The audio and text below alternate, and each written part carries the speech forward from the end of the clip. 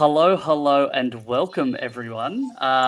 We are here on the Wednesday pod for the Supercoach Hub, and you may notice something different. And no, it's not the three sexy guys that you have in front of you. It's the fact that Munster Mash isn't here. So the lunatics have taken over the asylum. Here we are. As Guru would say, this podcast could be anything. I'm looking forward to it, but let's introduce you to these two beautiful human beings. Wimbo, welcome onto the pod. For those who don't know who you are, just a quick introduction. Yeah, thanks, Charity. Just an active member on the Discord server. So jumped on 3 weeks ago for the first audition, and lucky enough to get a jersey back. So good to be here tonight. Wonderful. A second call up during the buy round periods. How good. We also have Brent from probably one of my favorite content creator names that we've got in the space. Brent from BJ on Game Day. Brent, introduce yourself to those who don't know who you are. Yeah, what's going on, gang? Brent here, formerly of BJ on Game Day podcast. We pulled up stumps probably a couple of years ago now, but the legacy lives on. Still get heckled plenty about those days, and still get a few lunatics calling for it to come back, which is surprising, but good to be here. Kando usually calls me when there's no one else to call, so you're probably scraping to the bottom of the barrel, but I'll make it as entertaining as I can, and pleasure to be with you this evening, gents. Shout out to the Blues as well. I'm living in sunny Queensland. I'm just wearing this to fire up some two heads that I'm sure are in the chat at the moment, so up the Blues. Mate, starting off strong on this podcast. I love it. Definitely scraping the bottom of the barrel when you've got myself hosting, which is always fun. But let's get stuck into it. How did we do last week? Because there were a couple of really high scores. There were a couple of really low scores. Let's talk about it. Brent, how did you do this week? And did you avoid some of the chaos? Yeah, look, I finished on 1076. I had a few fall out of the team throughout the weekend, as most probably did. I was leaning on Jack Cole in particular because I had Lockie Galvin in my other 5'8" spot. So him getting ruled out meant I copped an AE. But I went Katara as captain. That wasn't too bad. Could have been better. Could have been worse. But yeah, 1076 seemed to be better than a lot. But there was also some like 1200 pluses, plenty of 1200 and 1100s as well. So I'll probably take it. I only moved up 200 spots to just inside the top 10K, so I'm sitting 9,900 overall. But yeah, I'll take it, I suppose. Didn't drop any ranks. It's always nice. Mate, I've purposely avoided looking at my ranks, so you are definitely doing better than me. Wimbo, how'd you go? Yeah, it was a pretty mediocre week. 1107 I landed on, which was with only barely just scraped with the 17, but more like 16 because I don't think you can count Joey Lussick's score there as anything unless you're comparing it to a Ruben Garrick who burnt many. I managed to dodge him, but surprising green arrows. So up about 40 odd spots into around the 250th mark. So which I was quite shocked on given the score. So it must have been quite a low scoring round all across the board. Yeah, there was a lot of casualties that happened. I am one of those people that got hit by a couple of them. I ended up with a 971. So you've got the right person hosting here, not talking this week. I had a David Fafita captain, which then turned into a Dom Young captain, which then turned into a Ruben Garrick captain. So that tops off my week. So anyone out there who's done something very similar, you're not alone. I was with you all the way through it. So fun times. We're moving on into... actually, not moving on into the next week. Before we do that, let's just call out some of the people from last week in the Supercoach Hub group. So currently in our Supercoach Hub group, we have 4 in the top 100, 23 in the top 1,000. We have someone who's in the top 10, which is Latino Adrian, who's been crushing it as per usual, and a few other of our regular members in the 30s, which is awesome. I recognize a few of the names, so that's great. The top score within our group was Tom's 5-year plan, coached by none other than Tom, with a score of a 1346, which is absolutely insane. So great effort there. Now, let's move in to some of the top topics for this week, or some of the stuff that has happened since our last pod. In particular, Origin selections, which is on the top of everyone's tongues during this period. Let's start with you, Wimbo. How do you feel about the Origin selections? There's been a couple of changes for both teams. What are your thoughts on it? Just a very quick sort of overview. Yeah, look, and no offense, Brent, but I'm a Queenslander, the opposite, living in New South Wales at the moment, but one up in the series, so we're pushing on strong. I think on the Queensland side, the Kurt Capel inclusion was a bit of a shock to most. Obviously, there's been some reports come out that Cobbo's having to needle up pre-game, and he did have a bit of an off game on the weekend. So Billy's pulled a Billy, and holding Cobbo accountable for his actions. So in Billy, we trust as a Queenslander. But on the New South Wales side, no huge shocks. But I think really good to see Connor Watson get a crack there in the 14 as that utility role. So looking forward to actually seeing how he goes. 100%. He's played about every single role in the game, I think there is. So quite interesting. Brent, what about you? Any thoughts on the Origin selections? Yeah, I like some of the inclusions for the Blues. Trell in's a big one, probably hurt some super coaches. There's always going to be a catch-22 if you brought him in, because if he played well enough, you wanted to get on him. It meant he was probably in some form, and once Suwali went, it was screaming for his name, I think. A little bit surprised Birdo's completely out of the picture, which makes him interesting from a super coach perspective as well now. So, yeah, that's interesting. It's sort of, it makes it hard, right, because you just don't know what might happen for Game 3. Still plenty of time till there, but happy as a New South Welshman with a few of those changes. I think the big one I was rooting was Big Hamole. I was sort of always going to wait till after Origin, and he absolutely punished it last week, which was massive, which sort of stung a bit. But, yeah, not much can complain about. Dill Edwards is another big one, obviously, with Teddy now available. So I think, geez, you'd be running the gauntlet, not looking at Teddy. If you got to get rid of Trell or, say, Drinkwater, a lot of people, I think, are jumping off because of the Cows draw. So a few interesting ones from a Supercoach perspective. From a footy perspective, I don't know. Hopefully we can just get it done in Game 2 and bring it up to Queensland for a Game 3.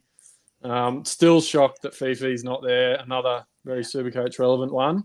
It was Piakura in Game 1. Now Lukey's ahead of him, apparently. So, yeah, find that one interesting. I don't know what's going on there.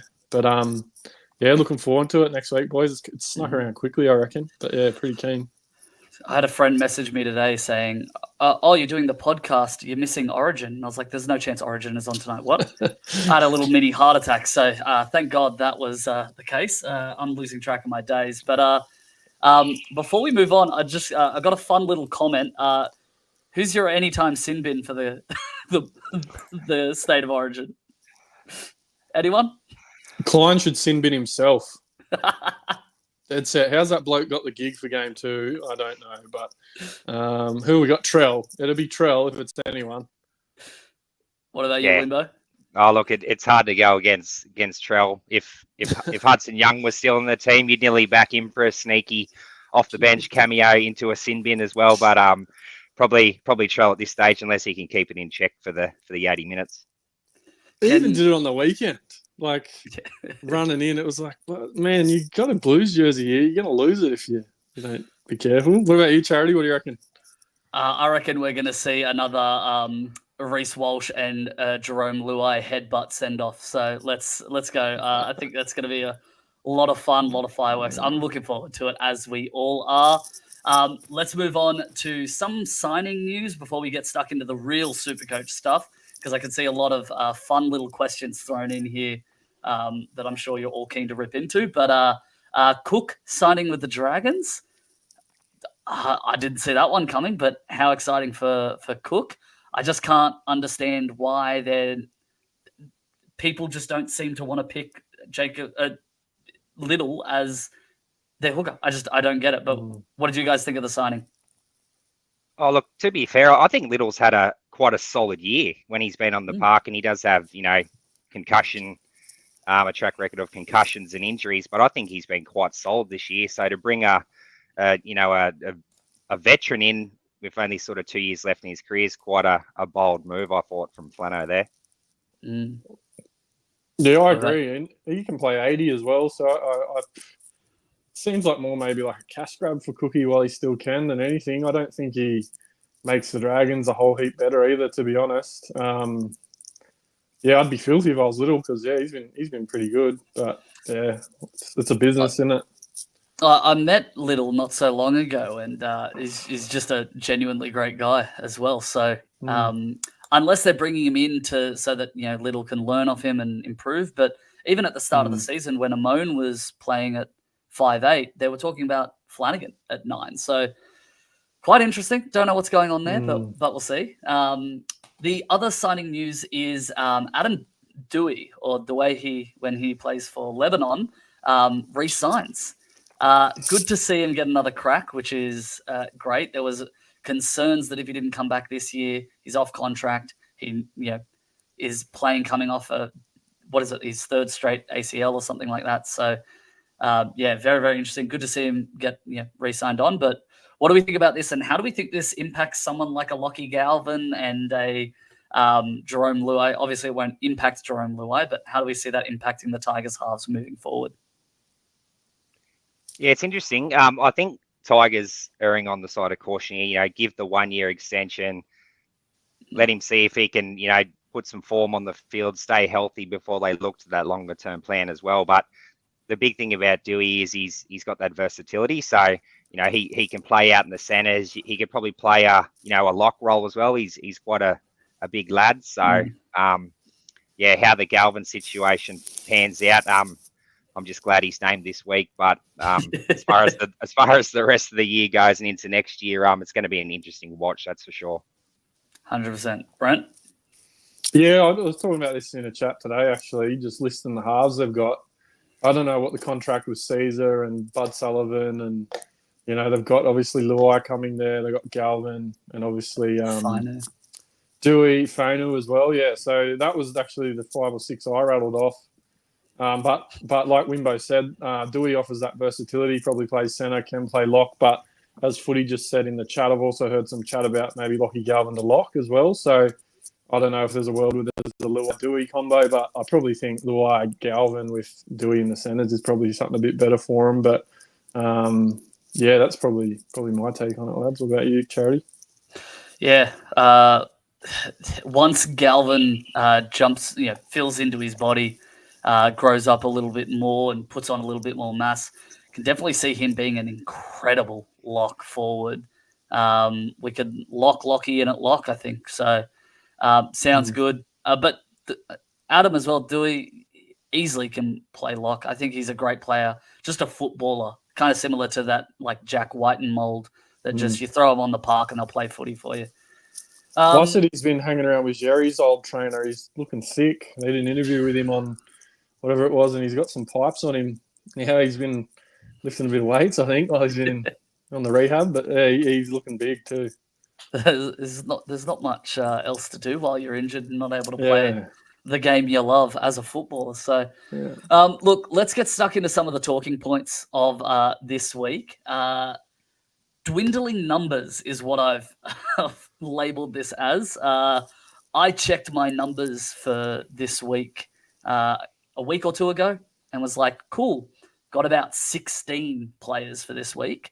I'm now playing with 12. So it's a fun week. It's a fun game that we play. How are you boys doing? And who has affected you so far with being ruled out this week? Or are you guys sitting pretty? Let's start with you, Brent, actually.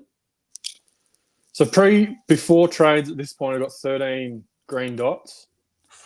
So I'm on the cusp there. There's a couple guys I don't have that I need, such as David Fafita, who I'm definitely getting in this week. And I had planned to get him in last week, but it was fortuitously worked out for me that he got ruled out because it burnt a few people that brought him in the week before or only recently. So I'm definitely getting Fifi in. But yeah, I've also got Garrett, who I'm probably going to hold. I held Gus. I got Taylor May there, who'd be a great trade, but I think you just have to keep him this week. Like, it would be great to go him to Fifi via Jules. I got Ruben Cotter as well. So I've got some options there for trades, but Yeah, I'm still not entirely sure what I'm going to do. Like, is it, there's probably some guys there I'd like to trade, like a Burbo, but they're playing this week, so it sort of makes it a little bit hard. Maybe get in a Fafita, maybe try and get in a Tedesco and keep it at that, or even a Pappy. But I've been pretty lucky this season, to be fair. There's been some pretty ordinary weeks, but I've managed to dodge it. So, touch wood. Hopefully that continues, but it's been a war of attrition. Absolutely. I know people have said there hasn't been more injuries than in past seasons, but it definitely hasn't felt like that. Oh, mate, it's feeling like that, that's for sure. Yeah. Wimbo, what about yourself? You got the full complement of the 13, or? We'll have to trade, so got 11 pre-trades. Obviously picked up Latrell 2 weeks ago, knowing that, if, as Brent said, if he's playing well, he's scoring well, but he's probably in that New South Wales centre, so which has played out. But 2 trades this week. One I think's looking to bring in Teddy, but I've got a bit of deja vu from the round 13 where he was in my team, and then I think it was the Saturday we got word that he was off to Origin camp. So there's every chance of that possibly happens again, and then Teddy's straight back out for Latrell. But I should scrape in a 13 this week. Don't do it, please don't do it. I have a question. At least you can sort of hold off this week on. You can pull that trigger right at the end, I think. Or when do the Rabbits? They play Saturday night, don't they? Yeah. Or is it Sunday? Anyway, I think, I hear what you're saying. I don't blame you. And then the last time he played the Dogs, he got knocked out, didn't he? And he did. So there's probably some head noise around for a few, but a lot of it's one of those ones that it feels like a no-brainer, but the Chooks are a little bit under strength. So are the Dogs, but it's going to be a hard watch to not own him. He's been absolutely killing it this year. He's scoring hundreds for fun. Yeah. If we're going to have a repeat of the Dogs Roosters game, just please can we avoid Dom Young -15? That would be great. Considering I'm pretty sure I have the captain on him right now because I need to make up some places. So, it's going to be interesting. I have a question for you boys. Let's say, for example, you were planning for this week to have the 13 players and you'd done all your trades and got it set up so that you like what your team looks like. And all of a sudden, your DWZ is now suspended. Your Ruben Garrick is out because of the head knock. You had Trell in. You're down to like 9 numbers. Do you make trades to try and get up to that point? Or do you say, you know what, let's let this week go to the dumpster and focus on everything moving forward? What do you guys do in that situation? Wimbo, I'm gonna throw to you. I think it probably comes down to where your rank is and what your goal is to achieve. If you're sitting back, you've probably got to just push hard.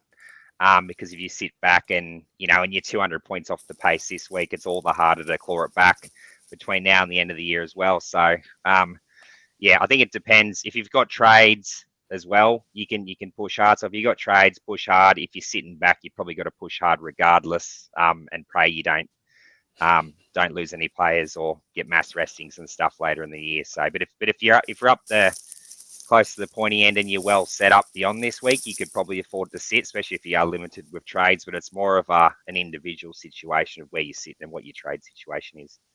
Yeah, it makes sense. Brent, what about yourself? What are your thoughts? I'm just thinking, I think they only brought in that rule about your top 13 last year. So you're now not running, you don't have to get that full 17, which is obviously better if, the damage is not as bad, so to speak. If you can claw 12, 10, 11, 12, it's probably not as bad as years gone by, where you're supposed to have that full 17. So that's probably been good. I think the thing for me is like I'm burnt through all my trades. I've burnt through all my boosts. My goal every year is to make top 1,000 generally. Like I'm not really aiming higher than that. That's just my general sort of bar. I'm probably, I don't know, I could probably still get there. I'm sitting 10K now, but I'm more feeling like I probably just need to worry about some of my head-to-head cashies that I'm in, to be honest. So I'm thinking more around the lines of who are those guys now that I bring in that I'm gonna keep for the run home. So guys like Fifi, probably if Teddy's that guy, he'll probably stay there for the year. The thing that I would say is probably it's not necessarily these big buy rounds that you got to watch out for. It's the one after. There's still going to be 3 teams next week that have the buy that sort of sneak up on you. And then you got those guys that won't back up from Origin, which also can sneak up on you a bit. So you can do all this planning for 16 and 19, but people really quickly forget about 17 and 20, which can be tricky when you add the three teams with the buys plus guys that don't back up. So I would just say be mindful of, it's not the round 16 and 19 isn't that be all and end all, because you can really get found out in those weeks after as well if you're not careful. So just trying to think about, there's probably heaps of people loading up on Dolphins players, possibly not heaps, but, probably because they play those two big buy rounds. But they don't play 17, which will, sneak up as well. Oh, sorry, not 17. 18. Sorry, not 17. Don't mind that. But you know what I'm saying anyway. Yeah, I get exactly what you're saying. Probably that more complete approach of, okay, what does it look like for the next month as opposed to just this week? So probably, a bit more conservative. For those guys up the pointy end, which isn't me, I don't know. It's probably hard to say. You're probably going to, if someone goes big early, like a big VC or something like that, you probably just take the points and play it safe, I reckon. But it sort of just depends. It can really be a funny rounds, the buy rounds, because if a couple of players, like popular players, bomb out with 30s or 40s, all of a sudden there's an opportunity there to make some ground if you don't have them. So it's a bit opportunistic, I guess, depending on your team, like Wimbo said. 100%. I think for me, the point you touched on with not the buy rounds, the 13, 16, 19, for me, it's the 14, 17, and 20s that I'm worried about more. Let's try and get a petition going to have the show buys option for those other ones. Or is that actually active? I think I saw it the other day. I could be wrong. But being able to see that in your teams would be super valuable. And if it is there, I think it's a thing. It's a thing, Charity, but you got to have Supercoach Gold or whatever it is. Beautiful. And they auto renew me every year, so I've always got gold. I always forget to cancel the sub. So I just checked, and it is. Yeah, I've got plus, so it is there. Beautiful. Never mind. Forget about the petition, boys. Witch hunt is done. Let's get stuck into some of the individual player questions. Pappy returns. The return of the Pappy. What are we doing? Is anyone jumping? Raise your hand right now if you are jumping on Pappy, because we'd throw to you straight away if you are. No. Anyone in half chat? Up. If you're what? Yeah. My hand's half up. Or was that for the chat? All right. Well, yep. Anyone in chat, let us know if you're jumping into Pappy and why. But Brent, your hand's half up. Talk us through. Yeah, so I've got Drinky back there at the moment. I've got Garrick because I don't know, whatever I've done. I had Walsh, so it just ended up being a debacle. I brought Walsh in, knew he was then not going to play for the next month, effectively between Origin buys, probably not backing up. I looked at it and I think he was going to play maybe one or two of the next 7 or 8 games, which I was just like, fuck's sake. I brought him in. Now I'm going to have to get straight off him, which I did. Teddy's not expensive, but he's not cheap either. So Pappy's an alternative there in that price range. He's at a sub 700. He's probably going to be a little bit pottish, probably. And he's probably going to be a good body to have this week. He's a VC option. And he genuinely has that ceiling. So I am really strongly look at him. I'd love to go Teddy and Paps and swap Garrick up. I could probably trade out a centre winger, move Garrick up. I want to keep Garrick. And then you're arguably looking at Pappy and Teddy for the run home as well. For me, maybe you look at a Walsh or a Trell or Turbo or Ponga or something a little bit later, but you could probably be happy with Teddy and Paps for a while as well, depending on what happened with Teddy and Origin. So, yeah, I'm on the cusp. If I don't go Teddy, I'm definitely going to go Paps. I'd love to go both, but that might be a bit pushing it because I don't have many trades left either. So it might be one of those things I just let my gut decide and then run with it. Done. I talk about that all the time, so watch this space. Wimbo, what are your thoughts there? Yeah, when he got named, I definitely looked at him closely. He's got a high score of 132 in round 2 this year as well, so he has hit that ceiling this year as well. Average 73. Stormer got quite a good draw as well for from here out. So the only thing is that he probably doesn't have the goal kicking anymore unless he's going to get that back, which probably takes about 10 points a game in average off him. So I think he's a decent shout, but I think I just got to go with Teddy this week. Although that the round 23 bye of the Roosters is a killer, especially for a lot of those head-to-head players as well. So, there's lots of really good Roosters players in our squads. Manu's, Youngs, you had Teddy in for Terrell May as well, Angus Crichton, and all of a sudden, round 23 is looking like a mini bye round as well. Yeah. Oh boy. Yeah, no, it's going to be very, very interesting. But on that same point with Pappy coming back, it's seen Sua Fa'alongo moved to the wing. There is also talk around that he may potentially drop out if Remus Smith comes back in to move Grant Anderson back to the wing. What are your thoughts there? For me, it's an obvious hold for now, but with a view to be like, what happens in these coming weeks? Pappy is also one injury away from Sua going back there, and Sua's maybe then a season hold. But what are your sort of thoughts there, Wimbo? Do you have any do you have Sua, first of all? No, he was one I let go through to the keeper this year. Look, obviously, definitely a hold this week on the wing against Dolphins with a couple out, and then into Raiders next week as well at Amy Park. So he could be a decent play for the next couple of weeks as long as he does stay on that wing. But I think he's a hold for at least while he's named, unless his break even starts to reach that high point, because as you called out, Pappy could come back a little bit underdone, go down, then all of a sudden he's in the fullback spot for possibly the year. So he's a definite short-term hold to watch to see how things play out. Yeah, I think the last thing us owners want to see is next week him named on the bench. I think we don't want another Blaze Talangi incident. We just want either you play in the 80 minutes or see you later, kid. Brent, what about yourself? Do you have Sua or?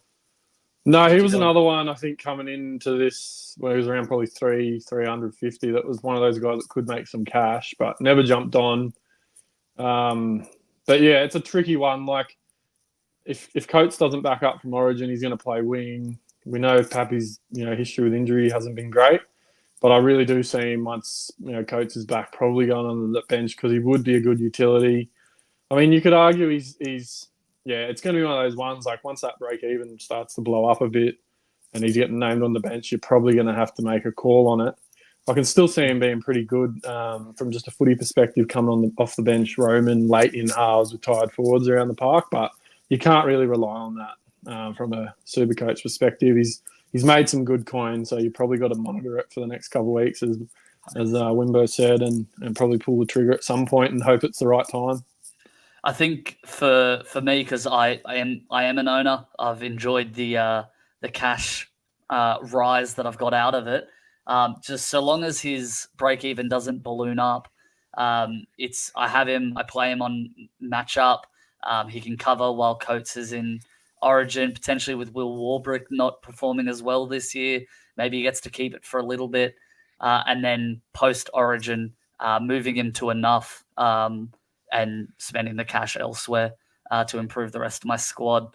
For those who know me and have seen my team, the M in Mr. Charity stands for mid, because that's pretty much what most of my team is just mid players. So yeah, it's gonna be great. I'm looking forward to it to see what happens there. But a lot of decisions to make. Moving on, RTS back at right centre.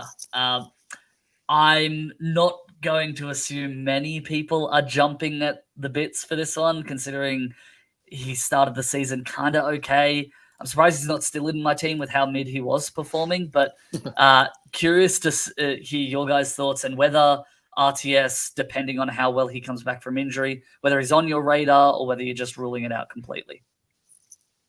Brent, we'll go to you. Yeah, look, I'm a massive Roger fan. I love that he came back to league, to be honest, from just a footy fan perspective. Supercoach-wise, I think, at the start of the season, he's got great base for an outside back. I think the problem now is he going to be one of those top 4, 5, 6 centre wings that you probably want for the run home with that big ceiling that can blow up. And I don't know if we've seen enough from him for that. They do play this week, round 16, which is great. They don't play 19 and they don't play round 27 as well. So they still have 2 buys to finish the year. I like him. He's cheap, but I just don't know. Have we seen enough from him stealing wise, which is probably what you're needing at this time of the year from those centre wing positions to warrant bringing him in.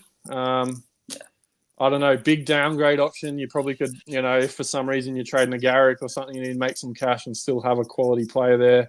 He's probably an option. We know if CNK goes down, he goes to fullback, but I'm probably not going to look at him from this point on unless it's draft, to be honest. Yeah, a few comments about RTS in draft right now. Wimbo, what about yourself? Yeah, look, very, very similar to Brent's thoughts there. I started with RTS this year and was happy enough with him. He wasn't a trade out and he probably wasn't a trade in. So he's probably got a similar game to Kale Iro from the Sharks. Doesn't get a lot of attack, but we got that really solid base attack just to keep pushing sort of that 60 average. There's so many good centre wings this year, averaging north of 65, 75, even some up around that 80. So RTS isn't the guy for probably most teams this year, just given he doesn't have the average, he doesn't have the ceiling. Look elsewhere, I think, for the run home. Yeah, definitely. The one thing I will say, though, is their draw's not bad. They don't really play anyone too elite after the... they probably play 2 teams, but that would be the only other I plus definitely for like their draw for the run home. Then I think it's the Roosters and the Panthers all have pretty tantalizing matchups for the way home. So that's very, very exciting. If there's, we could talk about the fact that DWZ is out, but it's just, did you guys have DWZ? Again, just me. Oh God, this is killing me. Look, a trade I made a couple of weeks ago that I was pretty excited about. I think I had him the week that he got moved to fullback, so I thought, what a masterstroke. This is incredible. Scored some okay scores and then comes out, scores this, I think, 13, and then is suspended now. So that's great to add to my CTW depth right now. I think I have 2 CTWs playing this week, which is awesome. But yeah, moving on, I think especially Harold in the chat is going to love this one. TPJ, named for the Dolphins, on the bench. Is this a must trade in? Obviously, Wimbo, you're on board with this. A dual front row 2RF player, 300k. You're jumping on, right? Captain this week? Is that? Yep. Throwing the VC on. No, look, he's if he was sub 250 at that 234 range where they normally come in if they've played a game, look, probably worth a look. But at 330k, if you're looking at a downgrade, that's soaking up 100 to 130k of bank he could use elsewhere. First game back in a while, what's he going to produce? 30 points, 40 tops if he gets the offloads going. So he's a hard no from me. Hat-trick masterclass incoming. What are your thoughts, Brent? Yeah, what's he price tag? I haven't even like 360 or something. Yeah, it's probably a bit rough. Even when he was playing with the Dogs, he wasn't getting huge minutes and still scoring 40, 50. So I think he's just a depth signing for the loss of Fledge. He's a bit more dynamic. He can play back row. You can chuck him in the middle. He's got that offload. He can be a bit of an attacking threat on the edge, but I couldn't do it, and I couldn't even recommend it to some of my dear mates in the chat, as much as I hope they do poorly. So, yeah. I just love the I'm sick of taking orders from halfbacks who haven't played the game much, and he's now coming into a team with probably one of the younger halves in the game. I just can't wait to watch him come off the bench, knock the ball on, and then get sin-binned. Yeah, and then Katoa just absolutely blast him. So we'll see how we go. But we know that TPJ can deliver a lot of rocks or diamonds. This is definitely one of my favorite comments of the show so far. We'll see how we go. That's an anytime sin bin that I wouldn't 100%. mind getting behind. All right. one of the other topics I wanted to touch on that a lot of people are talking about. I missed a lot of the games last week, and I'm normally someone who watches every game, watches the replays, and watches the press conferences. But I had about 1,000 things on last week, so I couldn't watch many of the games. Everyone's talking about this Ruben Porter kid who's 200K, 2RF for the Tigers. What are you guys' thoughts? Are you jumping on, or are you still a bit cautious about what to do with Porter? What am I missing? I reckon I watched that Tigers game on the weekend, and it was one of the weirdest games of footy for a poo slinger I've ever seen. I don't know how I felt like the Titans had all the field position, all the ball, were attacking, all this sort of stuff, but just weren't scoring. And then in the last 20 minutes, the Tigers sort of took the lead, and that was it. But to be honest, I didn't really notice him that much. Yeah, he's played 70 minutes. I'm not sure what his security's like. You got Johnny Bateman to come back, IPAP to come back. So he's going to fill a spot. I think IPAP's due back around 20. JB, I don't even know. So, I mean, he's bargain basement. So he'll do a job for the next couple of weeks. Hopefully, IPAP and Johnny Bateman are out for 16 and 19, and he fills a spot for you, I guess, for those two big buy rounds, which is always helpful. But I mean, for 200K, possibly, but you probably want to bank a fair bit of cash because you're burning a trade at this point of the year as well. And then you're probably hoping he disappears off the bench because he probably might turn into an AE nightmare if he finds a bench spot. Yeah, 100%. It looks like Bateman is expected to return around 1920 and Papali'i around 22. So there's still a couple of rounds. Yeah, it's not too bad. And considering the amount of buys that the Tigers have between now and the end of the season, you know that you've got security in at least Tigers playing, not having to work around buys. What about you, Wimbo? You tempted by the mid-season cheapie or not? A little bit tempted, not from a cheapie perspective, but more of a just a plug and play for 16 and 19. So I think 12 still to come back into the team as well. I'm not sure about his injury, so he might get pushed one more spot back in terms of depth, which is what you want, right? You're not going to bring him in as a mid-season moneymaker as such, especially with like performances on the weekend. I did miss it, but 41 points, 45 points in 70 minutes isn't great. So unless he's getting 50 plus minutes, he's definitely going to be that AE nightmare if he sticks around, looking at his PPM. So I am tempted. The only thing is I'm looking to remove all AE nightmares from my team completely. I've only got sort of Sam Hughes left. So I'm looking at a downgrade option this week of someone who will disappear. I'm just not sure he will disappear. So I'm just a bit cautious with trading him in. Benji's bloody giving everyone a run this year too. You just don't know what he's going to do. Their draw's not great either. So they play Canberra this week, Chook, Storm, Cronulla. Like they got a big month coming up too. So it's not even like, he might get some attacking stats. But yeah, like he's probably a good candidate for that Wimbo, to be honest, just to plug and play for a month and then hopefully he disappears. Yeah, exactly. I think the only thing that would be tempting is the fact that there's a number. They play through this buy round period. You've got bottom dollar. Bottom dollar.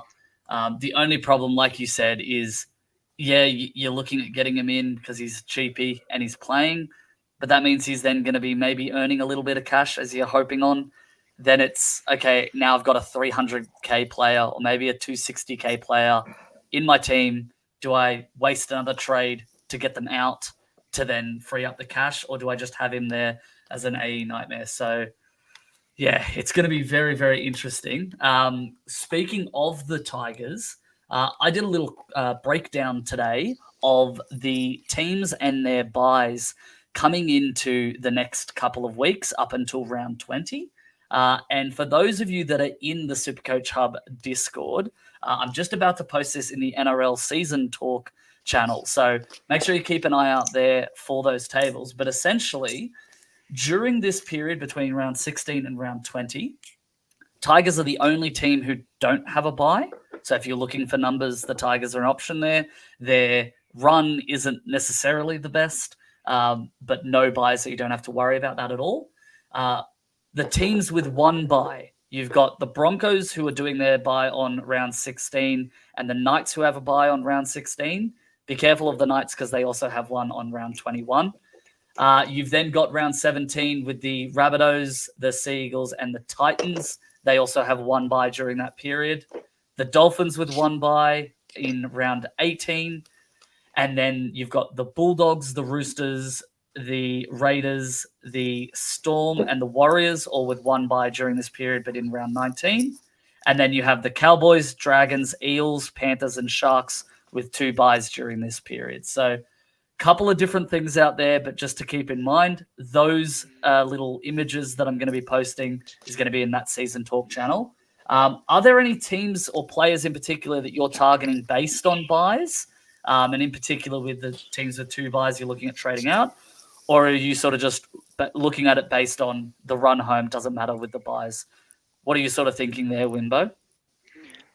I think sort of post round 19, I'm not too concerned other than that round 23 of the Roosters. I think my team's sort of diversified enough amongst the other teams that I could cover a bye round with the depth. Other than that round 23. So I think Terrell May to a Payne Haas is looking very nice as soon as possibly next week.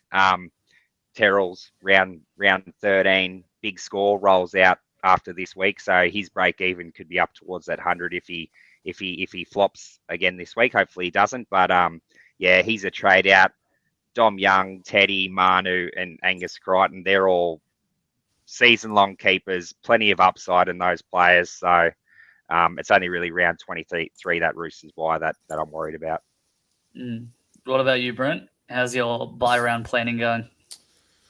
Yeah, no, I have a little bit of a look just to make sure I'm not looking embarrassingly bad, probably a few weeks out, which I don't think at this point I am too bad for any of it. And because I don't have many trades left, I'm just trying to get those keeper guys at the right time. If it means taking a hit at some point, I probably will. I wasn't really tracking around 23 with the Chooks, and I've got 1, 2, 3, 4, 5 of them currently, including Terrell May, which I've got a Sammy Walker who could probably turn into a Cleary or a Hines at the right time. But I do have Manu, Young, Angus as well. So I'm probably similar boat to Wemby. Probably just need to make sure I'm covered there. But yeah, not really at this point of the year. If I was more at the pointy end, you're probably a little bit more interested in it, but not me. All right, let's move on to moves that we're going to be making. We're going to talk about the captains and vice captains shortly. So make sure you put in the comments who you're thinking about captaining, vice captaining, et cetera, et cetera. But for you boys, what are your trade plans this week? And can you help me with my team? Brent, let's go to you first. Yeah, look, I'm probably going to get off Ruben Cotter. I started the year with him. He hasn't really lost money. He hasn't really made money. He's averaged 60.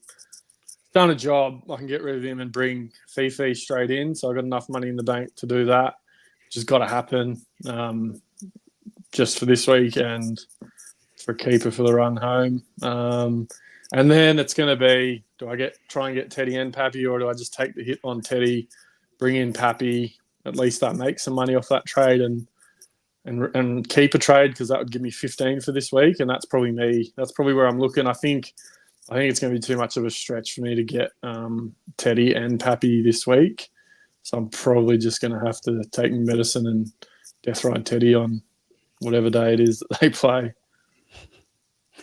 Yep, nice. What about you, Wimbo? Yeah, I don't think that the death ride on Teddy might not be this too bad.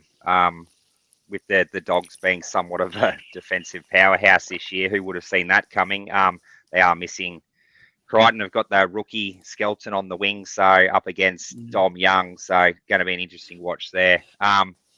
Yeah, I'm just looking to go sort of one down, bring in one of those plug-and-play cheapies this week for a number, and then looking at probably Tedesco.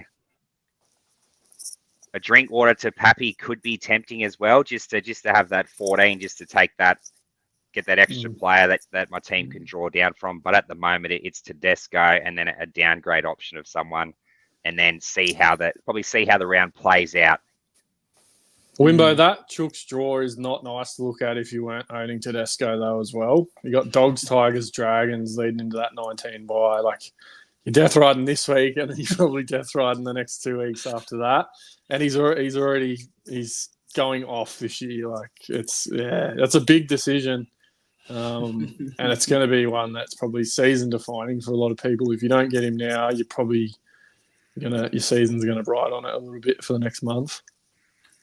So should I be finding the money for Tedesco with my Lehigh Hopewade and Trey Fuller combination at fullback? Is that no? I actually have an interesting trade this week that I don't think many people. This won't be in the top trades that can be available to make. I think after looking at my team, everyone I want to trade out is playing this week, so I need the numbers. I'll look to trade next week. The only trade that I'm sort of happy with is, you ready for this, boys? Liam Henry to Jerome Hughes through about 1,000 different duels. Thoughts? What, you got Strange at 5'8" or something? No, you ready for this? I have Henry out, Curran goes up to front row, Plath goes to 2RF, Brooks goes down to 5'8", and Jerome Hughes goes into halfback. Good use of Jules. I like it. Yeah, it's I think the most possible dual trades you can almost make. But yeah, I've made that trade. Let's see if I chicken out of it. But yeah, I'm very, very keen to make that one. There's a few other ones that I want to make. I reversed the Fafita trade last week when he was ruled out. So I don't know whether it's worthwhile bringing him in again. And see how that one plays out. I'm definitely keen to do it. So we'll see. I've got about 250K in the bank as well. So enough cash to move and can make those moves if and so I choose to do so. But hopefully just the one trade this week. We'll see. The only thing with Fifi is if he doesn't play game 3, he's playing 19 as well. So he's just that. It's hard because I just still can't believe he's not playing Origin. But yeah, he's a tough not own as well. Yeah, exactly. Look, there's a couple of different decisions to be made. I may end up using the cash to go from Henry to Jerome Hughes to actually reverse that and go to Fafita. But we will see how that plays out through the week. We're also going to be touching on that in the Thursday team reviews in the hub, so should be fun. Captain and vice captain options. Wimbo, have you got any thoughts? Are you just going to throw fire to the wind and see what happens, or what are you thinking? I think all the matchups, there's probably a couple of players you could take a punt on in nearly all of them. I mean, there's a couple of good Storm players. Obviously, Jerome Hughes, who you just mentioned, Ellie Katoa in that first game. Dolphins team at Suncorp, though, might be a little bit stingy in defence. Probably not going to roll over and let the Storm run through them. So Fafita, I think, is probably got my VC if he suits up. The Warriors have turned a bit of a corner there, but the Gold Coast are at home. Saturday afternoon game as well, hopefully dry conditions. Fafita knocks out 80s for fun, right? So one attacking stack and you've nearly got yourself a loopable VC, and then sort of two options in the next two games. So obviously Tedesco or a Dom Young if I'm feeling a little bit spicy against the Skelton rookie for the Dogs on the left there, or even maybe a sneaky Cody Walker captain against the decimated Manly side at home at a core. Ooh, interesting. That's spicy too. Yeah. What about That's you, very Brent? pottish, I reckon. I like the Cody Walker call. It's pottish if you got him. Yeah, I think if I bring in Paps, I'll have to chuck the VC on him. I know it's a bit rough coming back from injury, but he got injured in that game at halftime and he was on like 73 and I chucked the captaincy on him that week. So I feel like the fucker owes me a bit. So if I bring him in, I'm going to chuck the VC on him and lead probably into Fifi. But again, I agree with him that Chook's game feels like there's some good options there. They'd be the main ones, I reckon. They've already been touched on. Even like a Manu could be a bit of a good one. But yeah, anyone in that Chook side. But yeah, the Dogs probably getting slept on a bit. They've been pretty good defensively, so that could be one of those ones that people expect a trampling and it doesn't come. So and possibly the Finns as well. I mean, they're right up there this season. So yeah, but I'm still thinking Paps into Fifi. Yeah, definitely. I currently have it on something that I don't know. Do I play, because I'm a little bit behind in the rankings? Do I play and just go all out and risk it? Or do I go for the let's just consistently build and play it safe? So currently I've got the VC on Suafolongo. That was before trading in Jerome Hughes, but I don't know. Let's just see how that one goes. And then I've got the C on Dom Young. So that's a high risk, high reward play, which is most likely going to be all risk. The other alternative is to go with the safe approach and do a VC on Tyrrell May, who is starting front row, knocked out, what was it, 114 or something in the other bye round when he was played something like 70 minutes or 74 minutes or something like that. Absolute weapon. So put the VC on him to just try and secure points. And then maybe the captain on Tarpane against a Tigers outfit on a Sunday afternoon. There's things there that I want to do, but I think I'm just going to go all out for the risk. What would you boys be recommending for someone who's a little bit behind on the rankings? Brent, we'll start with you. Oh, I'd be going out all guns blazing, mate. Done. No point playing conservative now. If you want to make up some ground, you're not going to make it being safe. That's me. Yep, done. So Luke Brooks, captain, is what you're saying. 100%. Roll the dice. Done. Wimbo, what about yourself? Yeah, I'm the same. I think at the very least, your VC's got to be someone who's got that 150 in them. I don't think Terrell May into a Tapani is exactly that. But, I mean, Terrell knocked out, I think it was a 70 to 80 in base attack that game. So, look, that's probably a safe captain if you wanted to go more upside into him, if he's going to get the minutes there, which he probably will, given that bench of the Roosters. But, yeah, I think you've got to go at least the upside VC early. But if the popular C players or VC players do flop, like last buy round, Joey Manu, I think, was a 50 or a 57, which was quite horrible considering everyone thought he was going to turn up, but he was meant to have the fullback jersey at that stage. I mean, an 80 if everyone flops could get you ahead a bit, but yeah, you've got to go the upside plays. Yeah, that's definitely what I am most likely going to be doing. There is the thought of potentially bringing in Fafita and doing that, but we'll figure it out. This show isn't going to be about giving me constant advice and fixing up my 30,000 ranked position. I think there's zombie teams out there beating me, so it's doing great for my ego. But yeah, look, we're going to be talking more about what we can do with the teams, giving actual personalized and individual feedback in the Supercoach Hub tomorrow at 6 p.m. for the team reviews that I run, which is always fun. I always crack open a drink, and at this point in the year, I'm practically letting the community make my trades for me. So if you want to be a part of that, jump in. It's going to be a lot of fun. Is there anything else that we want to cover off on today's podcast? Because there's a lot of different things that we've gone through. There's a couple of questions that we've had. If anyone has any questions, they can post them now really quickly. But anything you boys want to go over? Brent, do you? I've got one. Yep. Nico Hines, boys. Are we Nico Hines owners? And yeah, if you don't own, what's the plan? If you do own, you're probably holding. I don't know. Big break even, 213 or something like that. Pretty big price as well. Obviously dropped out of the Origin squad there. I think we missed early on Moses in, so I don't think he gets back in it.